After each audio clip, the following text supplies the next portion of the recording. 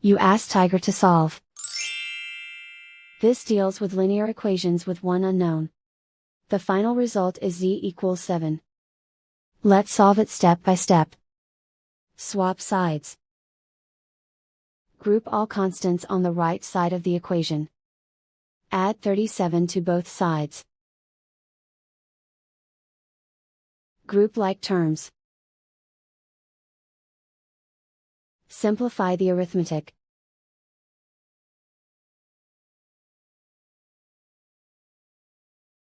Isolate the z. Divide both sides by 8. Simplify the fraction. Find the greatest common factor of the numerator and denominator. Factor out and cancel the greatest common factor. And so the final result is z equals 7.